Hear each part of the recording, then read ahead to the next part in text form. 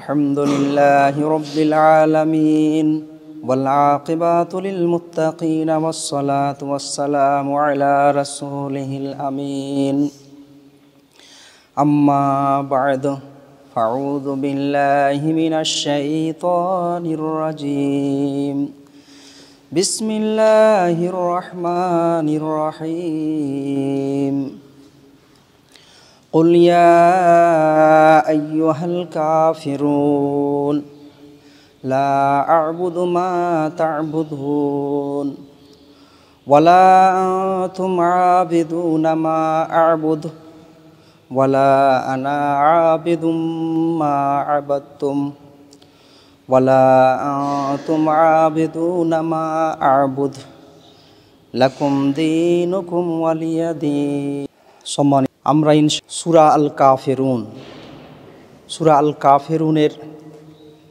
কি তাফসীর রয়েছে বা কি তার ব্যাখ্যা রয়েছে, সূরা আল কাফিরুন আমাদেরকে কি শিক্ষা দেয়, কি সবক দেয়, কি আমাদের জন্য দিক নির্দেশনা দেয়, সূরা কাফিরুন কোন মারহালা বা কোন স্টেজে গিয়ে জ্ঞান দেয় বা শিক্ষা দেয়, সে বিষয়গুলো নিয়ে আজকে আলোচনা করব ইনশাআল্লাহ। সূরা আল কাফিরুন এমনই একটি সূরা যে মহান আল্লাহ রব্বুল আলামিন গোটা কোরআনের মধ্যে কোথাও এইভাবে যারা নাস্তিক, যারা আল্লাহকে অস্বীকারকারী, তাদেরকে এই অ্যাপ্রোচে কোথাও বলেননি, এইভাবে সম্বোধন করেননি। ইয়া আইয়ুহাল্লাযীনা কাফারু, অন্যভাবে হে লোকেরা যারা অবিশ্বাস করো, যারা আল্লাহর নিয়ামতকে অবজ্ঞা করো, আল্লাহর নিয়ামতের অনুগ্রহে যারা কৃতজ্ঞতা জ্ঞাপন করো না, নানানভাবে বলেছেন। কিন্তু মহান আল্লাহ রব্বুল আলামিন এই সূরায় সরাসরি একটা অ্যাপ্রোচ, একদম ডাইরেক্টলি এটা কথা বলছেন, হে কাফেরেরা। এটা কার মাধ্যমে বলাচ্ছেন? যারা নবী মুহাম্মদ সাল্লাল্লাহু আলাইহি সাল্লামের মাধ্যমে।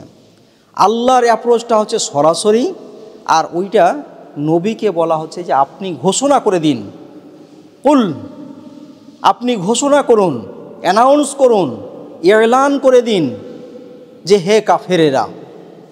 এই কথাটার প্রাসঙ্গিকতা কি, কোন প্রেক্ষাপটে, কোন সময়ে, কি এমন বিষয় ছিল যে এই কথা বলার জায়গাটা চলে আসলো, এটা আমাদেরকে অনুধাবন করা দরকার। অনেক সময় আমরা মনে করি যে কাউকেই আমরা পেলাম যারা আল্লাহকে মানে না, আর তাকে বললাম হে কাফের, হে নাস্তিক, এরকম অ্যাপ্রোচ রাখা যায় না। এটা একদম চরম অন্যায়, এটা করা যায় না। কোন সময়ে কোন স্টেজে গিয়ে এই কথা বলা যাবে তার প্রেক্ষাপট আমাদের জানতে হবে। প্রেক্ষাপটটা এমনই যে আমরা সূরা কাউসারে দেখেছিলাম, কি দেখেছিলাম, যে শেষ আয়াতটা ইন্না শানিয়াকা হুয়াল আবতার, একটা আল্লাহ রব্বুল আলামিনের পক্ষ থেকে ঘোষণা ছিল যে হে নবী, আপনার যে ব্যক্তিগতভাবে আপনাকে যে এরা আক্রোশ করতে শুরু করেছে, আপনার প্রতি যে ব্যক্তিগত হামলা চলছে, যে না আপনার ছেলে মেয়ে নেই, আপনার বংশ নেই, আপনি বংশহারা, আপনার নাম নেশানা নেওয়ার, আপনার নাম উচ্চারণ করার মতো আর কেউ থাকবে না, আপনার এই কদিনের এই উচ্চবাচ্য শেষ হয়ে যাবে। আল্লাহ বলেছেন যে না, তোমাদের যে শত্রু, তোমার শত্রু যারা, তারাই আসলে লেজ কাটা, তারাই আসলে বংশহারা, তাদের আর নিশানা থাকবে না, কোনো স্মৃতি থাকবে না। ইতিহাসের পাতায় যখন তাদের নামটা লেখা হবে, যারাই পড়বে তারা বিতৃষ্ণা দিবে, তাদের প্রতি কেউ তো হয়তো গালিগালাজ করবে, এরকম তার টাইপে তাদের হবে। কিন্তু আপনি সবার কাছে একটা সম্মানিত পারসন, গোটা পৃথিবী আপনাকে সম্মান করে। কেউ শত্রুতার কারণে, দুশ্মনির কারণে তোমাকে মর্যাদার বা সম্মানের জায়গাতে না রাখলেও তোমার মর্যাদা সম্মান কিন্তু রয়েছেই। তোমার কথা, তোমার কাজ, তোমার ব্যবহার, তোমার দিন, এ সমস্ত কিছুর উপরে কেউ আঙুল উঠাতে পারে না। এই একটা কথা তিনি ওখানে বলেছিলেন।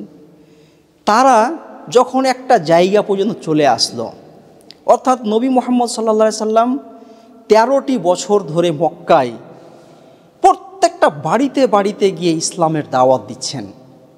কোরআনের তিনি একদম মাম্বা হিসেবে, কোরআনের আহ্বায়ক হিসেবে, ইসলামের আহ্বায়ক হিসেবে প্রত্যেকটা গলিতে অলিতে সব জায়গায় গিয়ে মানুষকে বুঝাচ্ছেন। তিনি ছিলেন একজন আন্তা মুজাক্কির, আইন্নামা আন্তা মুজাক্কির লাস্তা আলাইহিম বিমুসাইতির। আল্লাহ রব্বুল আলামিন তাকে বলেছেন যে হে নবী, আপনি অবশ্যই একজন উপদেশক, উপদেশের কথাগুলো বলুন। লাস্তা আলাইহিম বিমুসাইতির, আপনাকে দারোগা করে পাঠানো হয়নি যে আপনি জোর করে বল প্রয়োগ দিয়ে আপনি তাকে দ্বীনে দীক্ষিত করবেন।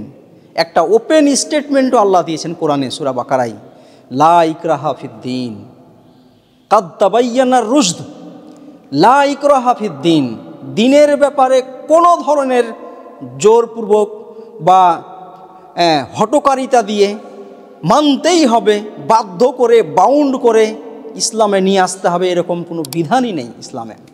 কাদ তাবায়্যানার রুশদ, বরং অবশ্যই যে সঠিক পথ, এই পথটাকে প্রকাশ্য করে দিতে হবে, স্পষ্ট করে দিতে হবে। এটা হচ্ছে বিষয়।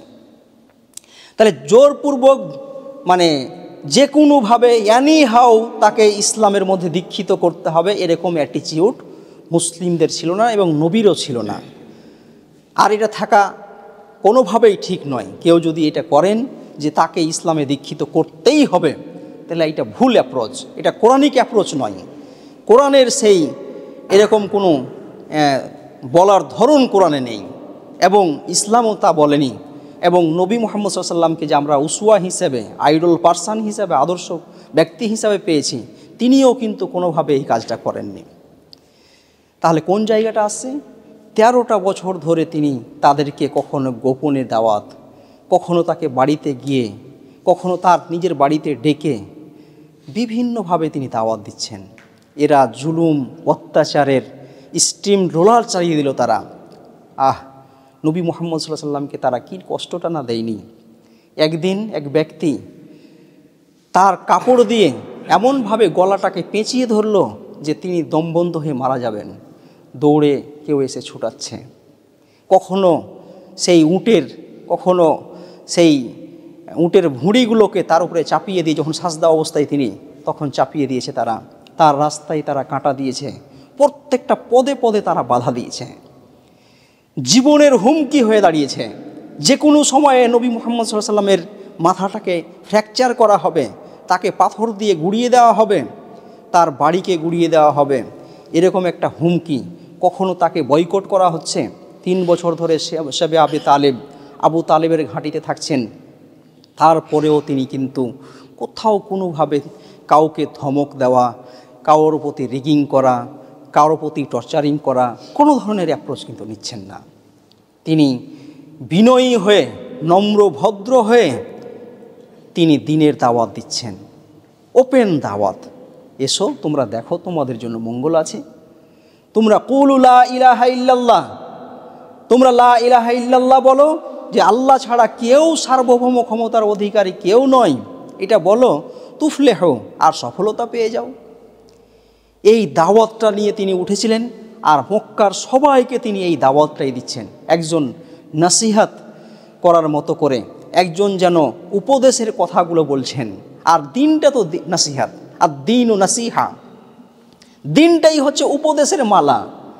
ইসলাম এমনই একটা জীবন ব্যবস্থা, এমনই একটা দিন, যে এই দিনকে কেউ জোরপূর্বক চাপিয়ে দিবে এরকম কথাই নাই। দিন মানেই হচ্ছে নাসিহা, উপদেশ, বুঝিয়ে তাকে তার সামনে একটা কথা রেখে দিয়ে, যে দেখো এটাও একটা কথা, এটাও একটা কথা, এটা সত্য পথ, এটা মিথ্যা পথ, এটা ভালো কাজ, এটা মন্দ কাজ, এই পথে গেলে তোমার চূড়ান্ত সফলতা আছে, এই পথে চললে তুমি চরমভাবে ব্যর্থ হবা। এইটার একটা ডিসকাশন, একটা ডিবেট, একটা ডিসকোর্স নিয়ে আসা, একটা কাউন্টার ন্যারেশন তৈরি করা। একদিকে আবু জাহাল, তো অন্যদিকে উমার। তোমরা উমারকে বিচার করো রাদিয়াল্লাহু আনহু, যে তার চরিত্র, তার চলাফেরা, তার কাজ, তার অ্যাক্টিভিটিস, তার বিশ্বাস, তোমরা বিচার করো, আর অন্যদিকে আবু জাহালকে, আবু লাহাবকে তোমরা বিচার করো, তার অ্যাক্টিভিটিস, তার চলাফেরা, তার কাজ কারবার, কাকে তোমরা ভালো পাও তোমরা দেখে নাও। এইভাবে আল্লাহর নবী দাওয়াতের কাজ করে যাচ্ছেন, ইসলাহের কাজ করছেন, তাবলীগের কাজ করছেন, ইসলামটা সবার কাছে পৌঁছে দিচ্ছেন, ইসলামের দিকে মানুষকে আহ্বান করছেন, মুসলিমদের মধ্যে যে গোলযোগগুলো সৃষ্টি হচ্ছে সেগুলোর ইসলাহ করছেন, সংশোধন করছেন। এইভাবে সমাজ সংস্কারের কাজ তিনি করে যাচ্ছেন। একদিকে দুঃখ, ব্যথায়, কষ্টে যারা রয়েছে তাদের পাশে দাঁড়াচ্ছেন, অর্থাৎ অনাথ, দুস্থ, গরিব, মিসকিন তাদের পাশে দাঁড়াচ্ছেন, যারা মাজলুম, অসহায় যারা তাদের পাশে দাঁড়াচ্ছেন। অন্যদিকে যারা হঠকারিতা, অ্যারোগেন্ট, যারা অহংকার নিয়ে চলছে তাদেরকে বুঝাচ্ছেন যে না, তোমরা এটা করবা না, এটা ছেড়ে দাও। এইভাবে পুরো সমাজকে একটা সুস্থ সমাজ, একটা সুন্দর সমাজ গড়ার তারা কাজ করে যাচ্ছেন নবী মুহাম্মদ সাল্লাল্লাহু আলাইহি সাল্লাম। কিন্তু তারা কোনোভাবে আর মানছে না। একটা পর্যায় পর্যন্ত তিনি দাওয়াতের কাজ করেই যাচ্ছেন। এখানে মুসলিমেও কিছু লোক যারা সানাদিদ কুরাইশ, যারা কুরাইশ বাহিনীর যারা লিডার্স ছিল, কুরাইশদের যারা ইমাম ছিল, নেতা ছিল, এই নেতাগুলোকে এই অ্যাড্রেসটা করা হচ্ছে, সবাইকে না, যে তোমাদের সঙ্গে আমার অনেক কথা হয়েছে দাওয়াতের, দ্বীনের ব্যাপারে, ইসলাহের ব্যাপারে, সংশোধনের ব্যাপারে, সমাজ সংস্কারের ব্যাপারে, সমাজকে উন্নতির শিখরে নিয়ে যাওয়ার ব্যাপারে, সার্বিকভাবে দুর্নীতি, খারাপি, অন্যায়, অরাজকতা, রাহাজানি, ব্যভিচার, খুন, হত্যা এগুলো বর্জন করে একটা সুস্থ সমাজ গড়বে। এর জন্য যা যা দরকার, যে পথ নিয়ে চলা দরকার, সিরাতে মুস্তাকিম, একটা সহজ সরল সঠিক সোজা পথ, একটা স্ট্রেট পথ আমি তোমাদেরকে দেখিয়ে যাচ্ছি, কিন্তু তোমরা মানছ না। এই লিডার্সগুলো যখন একটা জায়গাতে গিয়ে দেখলো যে আর মনে হয় ইসলামকে থামানো যাবে না, তখন নবী মুহাম্মদ সাল্লাল্লাহু আলাইহি সাল্লামের কাছে এসে তারা একটা কম্প্রোমাইজের, একটা আপোষ করে নেওয়ার একটা কথা বলতে আরম্ভ করলো যে হে নবী মুহাম্মদ সাল্লাল্লাহু আলাইহি সাল্লাম, আপনি এক কাজ করুন, 1 বছর আপনি আমাদের যে এই দেবদেবীগুলো আছে, লাত, উজ্জা, মানাত, হবল, এই যে আছে, 1 বছর আপনি ইবাদত করুন, তাদের পূজা অর্চনা করুন, আর আমরা তার পরের বছর আমরা করব। অথবা 1 দিন আপনি করুন, আমরা 5 দিন করব। একটা আপোষনামা, একটা কম্প্রোমাইজ, একটা সমঝোতা, যে চলে আসুন আর নয়। এরকম একটা অ্যাপ্রোচ যখন তারা নিয়ে আসলো যে না, ইসলাম আর এই কুফর দুটোকে এক করে নিই আমরা, এত আর বাড়াবাড়ি নয়, কথার ধরনটা তো খুব ভালো, তোমার দিন আমার দিন, আর কতদিন আলাদা থাকবো আমরা, সবাই এক জায়গায় চলে আসি, দিনটাকে সংস্কার করি, দিনের কিছু তোমার ছেড়ে দাও, আমার কিছু ছেড়ে দিই, একসঙ্গে এসে একই মঞ্চে সবাই চলে, তোমার দিন আমার দিন এরকম কথা থাকবে না, তুমিও তোমার দিন কিছু ছেড়ে দাও, আমার দিনের কিছু কাজ করো তুমি, আর আমরাও তোমার দিনের কিছু কাজ করি। এরকম যখন অ্যাপ্রোচ আসলো, এরকম একটা সমঝোতা, এরকম একটা কথা, একটা কম্প্রোমাইজের কথা আসলো, তখন মহান আল্লাহ রব্বুল আলামিন এই লিডারগুলোকে যাদের অন্তরে অন্য কথা ছিল, আসলে এটা একটা ধোঁকা ছিল, এইটা আসলে তাদের একটা চাল ছিল, একটা কূটকৌশল ছিল, এই কূটকৌশল যে তাদের, এবং এই যে চালটা, এই যে ধোঁকা দেওয়ার একটা প্ল্যান, পরিকল্পনা, এটাকেও আল্লাহ রব্বুল আলামিন পরিষ্কারভাবে ব্যর্থ করলেন। কি? নবীর মুখ দিয়ে এই কথা বলালেন যে হে নবী মুহাম্মদ সাল্লাল্লাহু আলাইহি সাল্লাম, আপনি তাদেরকে স্পষ্ট ভাষায় বলে দিন যে এতদিন যে দাওয়াতের কাজ আমরা করেছি, একে অপরে আমরা ইসলামকে বোঝানোর জন্য চেষ্টা করেছি, এই কাজ তোমরা মানবে না, তোমাদের চরিত্রেই নেই, এবং আমারও চরিত্রে তোমরা দেখেছো যে ইসলাম আসার পূর্বে, অর্থাৎ আমি নবুয়ত লাভ করেছি, নবী হয়েছি, এই নবী হওয়ার আগেও যদি তোমরা দেখো, তাহলে আমি এই দেবদেবীদের কিন্তু পূজা করিনি, আর তোমরাও কিন্তু সেই মহান আল্লাহ রব্বুল আলামিনের পূজা বা ইবাদত করছো না। নবুয়ত পাওয়ার পরে তো করিনি, এখনও করছি না, আর সামনে দিনও করব না। আর তোমাদেরও অ্যাটিটিউড এমন, তোমাদেরও চরিত্র আমি জানি যে না তোমরা পূর্বে করেছো, আমার নবুয়াত পাওয়ার পরে না করেছো, আর না এখন করবা, আর সামনে দিনে না করবা, তোমরাও করবা না। অতএব তোমরা এই যে কম্প্রোমাইজের এ সমঝোতার কথা বলছো, এটা সম্ভব নয়, এটা হতেই পারে না। দিন কোনো দিন কম্প্রোমাইজের জিনিস নয়, এটা একটা সমঝোতা বা আপোসনামার জিনিস না। তাহলে কি করতে হবে? তাহলে একটা তো ঘোষণা আসা দরকার, এই একটা স্টেটমেন্ট আসা দরকার, একটা তো কথা বলতে হবে। এরকম একটা সিচুয়েশনে মহান আল্লাহ রব্বুল আলামিন এই সূরা আল কাফিরুন অবতীর্ণ করছেন। সূরা আল কাফিরুনে কি বলছেন তিনি?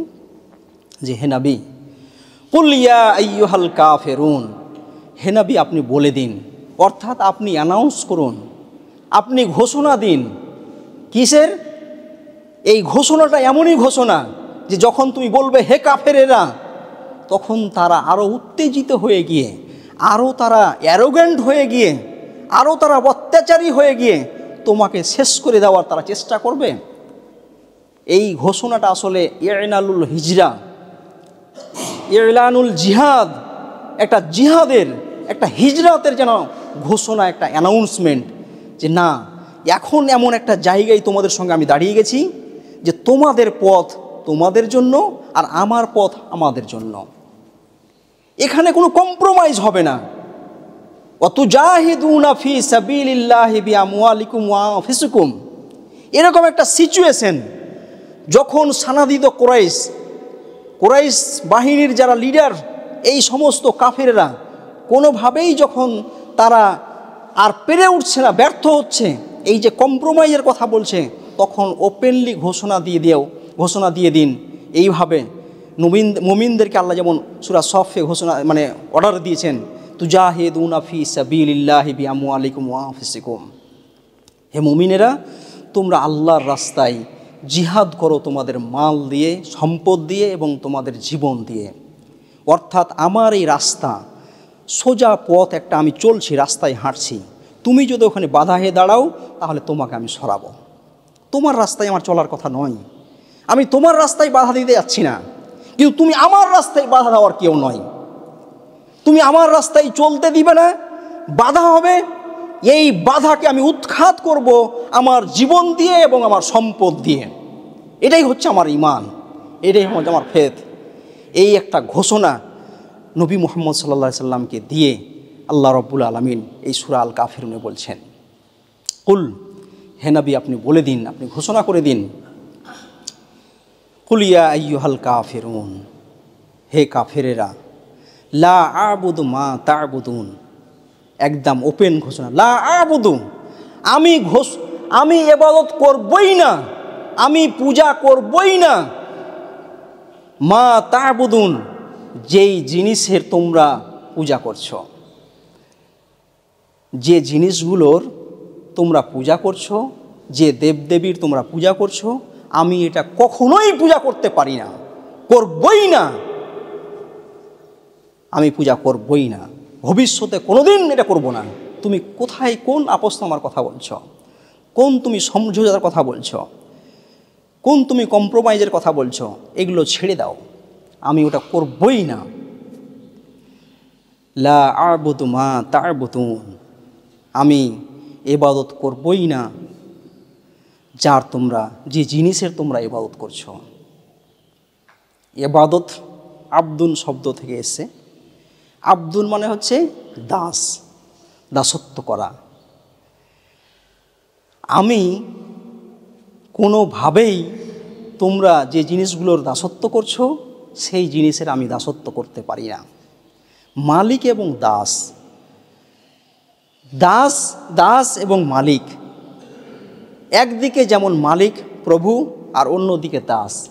মালিকের সব কথা, সব কিছু মেনে চলার নাম কিন্তু দাসত্ব করা। মালিককে সে দাস রেসপেক্ট করে, শ্রদ্ধা সম্মান জানায়, ভালোবাসা জানায়, তার ইতাআত, তার সমস্ত কথা মেনে চলে, তাকে যা বলে সব কথা মেনে চলে। তার কোনো নিজস্বতা থাকে না, যা বলে একটা ভালোবাসা দিয়ে, সম্মান দিয়ে পুরোপুরি তার আনুগত্য করে। এই হচ্ছে দাস। এই আব্দুন শব্দটা এখানে ব্যবহার করা হলো যে আমি আল্লাহর বান্দা। নবীকে কি বলছেন? আব্দুহু ওয়া রাসূলুহু, তিনি আল্লাহর বান্দা এবং তার রাসূল, তার মেসেঞ্জার, তার দূত। তাহলে আমি আল্লাহর বান্দা, মানে আমি আল্লাহর দাসত্ব করি, আল্লাহকে ভালোবেসেছি, অন্তর দিয়ে ভালোবাসি এবং সম্পূর্ণভাবে কমপ্লিটলি আমি তারই আনুগত্য করি, তাকেই মেনে চলি, তাকেই অবি করি, কাউকে আমি আর মানব না। তোমরা যে জিনিসের দাসত্ব করছো, এই জিনিসের দাসত্ব আমি কোনো দিনই করব না। লা আ'বুদু মা তা'বুদুন ওয়ালা আনতুম আ'বিদুনা মা আ'বুদ ওয়ালা আনতুম আ'বিদুনা, এবং তোমরাও ইবাদতকারী নও যার আমি ইবাদত করি।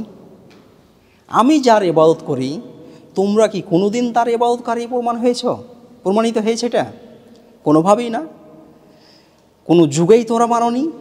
তোমাদের এটা নেচারে, তোমাদের প্রকৃতিতেই এটা নেই।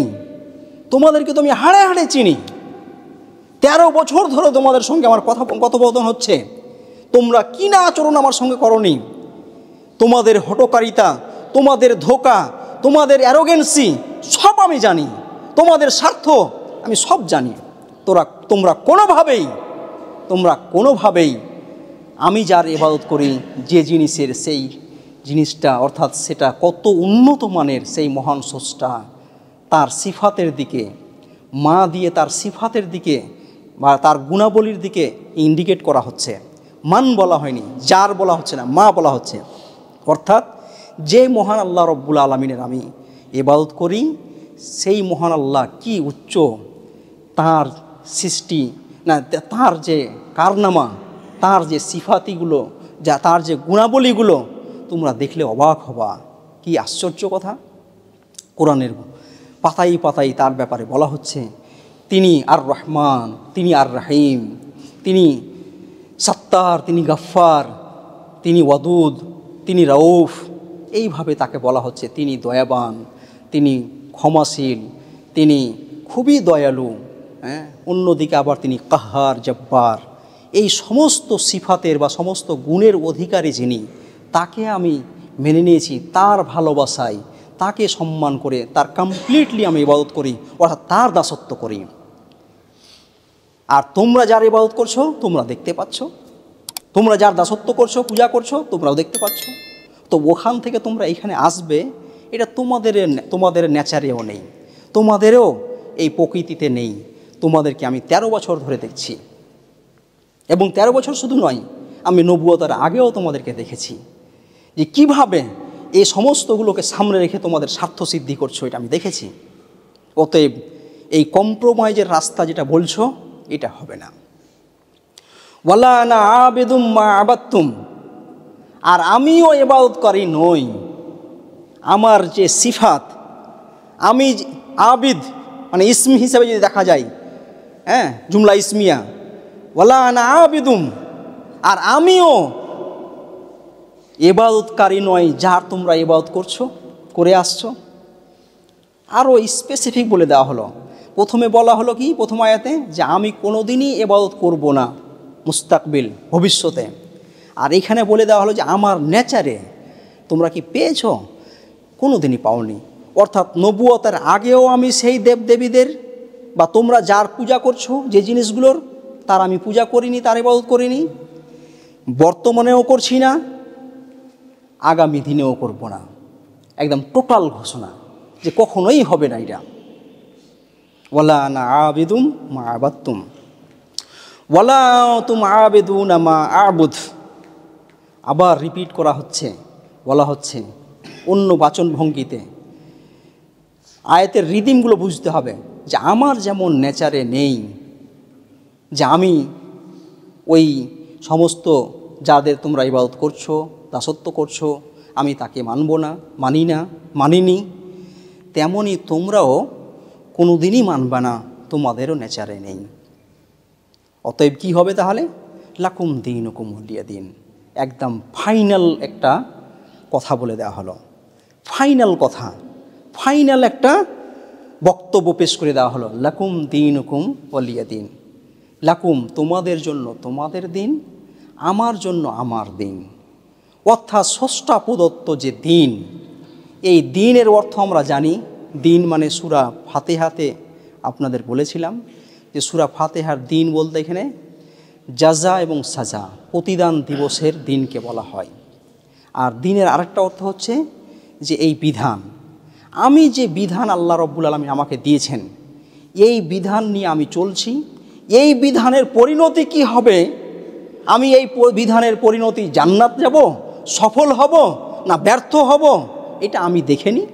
আর তোমরাও দেখো, তোমরা যে দিনটা মানছ, তোমাদের যে ধর্মটা, তোমাদের যে চলাফেরা, তোমরা যে বিধানটা নিয়ে চলছো, তোমরাও দেখো যেটা মানছো তার পরিণতি কি হয়, জাহান্নাম হবে না কি হবে, সেটা তোমরা দেখো।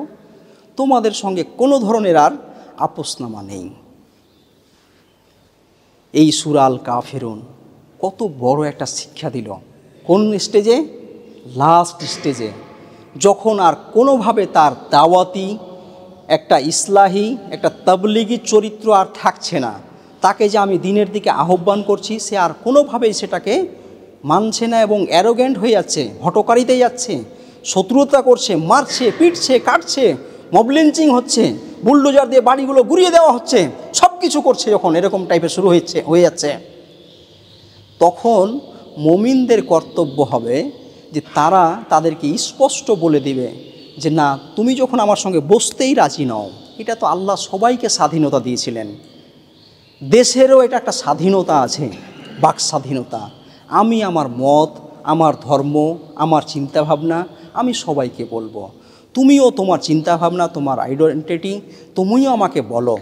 এইটা হবে ওপেন, একটা ওপেন ডিসকাশন হবে, ডিবেট হবে, ডিসকোর্স হবে, একে অপরে বলার চেষ্টা করবে আর ভালো জিনিসটা মেনে নিবে।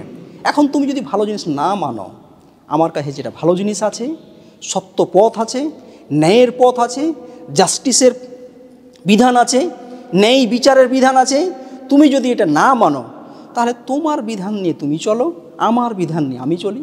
আমার বিধান মেনে আমার পরিণতি কি হবে সেটাও আমি দেখে নেব, আর তোমার এই বিধান নিয়ে তুমি কতটা সফল হবে, তোমার কি পরিণতি হবে তুমিও দেখবে। এই স্পষ্ট একটা বার্তা, একটা স্পষ্ট ঘোষণা আমাদেরকে দিতে হবে। কোথায়, কোন সময়ে? লাস্ট স্টেজে, যখন আর কোথাও রাস্তা নেই। আমাকে তখন হিজরত করে যেতে হতে পারে, যে আমার বাড়ি ঘর ছেড়ে কোথাও চলে যেতে হতে পারে। এমনও হতে পারে যে আমার রাস্তায় এসে বারবার বাধা দিচ্ছে, আমি নামাজ পড়তে গেলে মসজিদ ভাঙছে, মসজিদে যেতে দিচ্ছে না। আমি যখন ভালো কাজ সৎকর্ম করছি তখন আমাকে বাধা দিচ্ছে। ওই বাধাগুলোকে আমি সরিয়ে দেওয়ার জন্য আমার জীবন এবং আমার সম্পদকে বিলিয়ে দিব, এই বিশ্বাস, এই ফেথ আমার আছে। এটা আমি পারবো, এটা আল্লাহর জন্য পারবো, আল্লাহর ভালোবাসা নিয়ে পারবো। আল্লাহকে আমি মালিক বলে, প্রভু বলে, রব বলে আমি মেনে নিয়েছি, তার সমস্ত গুণাবলীগুলোকে আমি মেনে নিয়েছি এককভাবে। অতএব সেখান থেকে কেউ আমাকে সরাতে পারবে না। এরকম একটা বড় দাওয়াতি যে স্ট্র্যাটেজি, দাওয়াতের যে মারহালা বা দাওয়াতের যে স্টেপ বাই স্টেপ এগোতে হবে, তার একটা কথা এখানে বলা হয়েছে যে আমি অবশ্যই দায়ীর ভূমিকায়, অবশ্যই আমি তাহলে কী শিক্ষাটা পেলাম, আমি একজন দায়ী হিসাবে মানুষকে ইসলামের দাওয়াত দেব, মুবাল্লিগ হিসাবে ইসলামটাকে সবার কাছে পৌঁছাবো, মুসলিম হিসাবে আমি একটা সংস্কারমূলক কাজ করব, মুজাক্কির হিসাবে উপদেশ, কোরআন যে হচ্ছে কাল্লা ইন্নাহা তাজকিরা, কোরআন যে একটা তাজকিরা, উপদেশের একটা মালা, আমি উপদেশক হয়ে দিন যে একটা নাসিহা, একটা উপদেশ, এইটা আমি সবার কাছে পৌঁছাবো। এই কাজগুলো আমি করতে করতে করতে করতে একটা সময়ে গিয়ে যখন লিডার্সগুলো কোনোভাবেই আমার রাস্তা ছেড়ে দিচ্ছে না, আমার রাস্তায় চলতে দিচ্ছে না, তখন তার সঙ্গে সংঘর্ষ হবে, তার সঙ্গে আমার একটা ওপেন ঘোষণা হবে যে না, তুমি তোমার পথে চলো, আমি আমার পথে চলি। তারপরেও যদি আমার পথে বাধা দিতে আসে, তাহলে আমি জীবন এবং সম্পদ দিয়ে লড়াই করব। এই হচ্ছে একটা কনসেপ্ট। সূরা কাফিরুন তাহলে আমাদের কত বড় কনসেপ্ট দিল, বিশাল একটা বড় কনসেপ্ট দিল। যদি আমরা ইহকালীন এবং পরকালীন সফলতা, আমরা যদি আল্লাহর যোদ্ধা হয়ে, আল্লাহর পক্ষ থেকে আল্লাহর বীর হয়ে, আল্লাহর খলিফা হয়ে, তার প্রতি চূড়ান্ত বিশ্বাস রেখে যদি আমি চলতে চাই, তাহলে আমাকে এই পথেই চলতে হবে। এই একটা স্ট্র্যাটেজি সূরা আল কাফিরুনে বলা হয়েছে। এটা যদি করতে পারি মহান আল্লাহ রব্বুল আলামিন অবশ্যই বিজয় দান করবেন, যেটা আমরা সূরা নাসরে পাবো গিয়ে, যে এই পথে যখন আমি চলবো তখন আল্লাহর পক্ষ থেকে অবশ্যই আল্লাহর পক্ষ থেকে বিজয় আসবে, প্রকাশ্য বিজয় এবং মদদ আসবে। সেই দিন আল্লাহ সুযোগ দিলে সূরা নাসরের ব্যাখ্যাই বলবো ইনশাআল্লাহ। মহান আল্লাহ রব্বুল আলামিনের কাছে দোয়া, হে আল্লাহ তুমি আমাদের সকলকে সূরা আল কাফিরুন আরও বেশি করে স্টাডি করার, আরও গভীরে গিয়ে তাকে বোঝার এবং বুঝে যেতে আমি সেটা বাস্তবে পালন করতে পারি, আল্লাহ তা তৌফিক দান করো।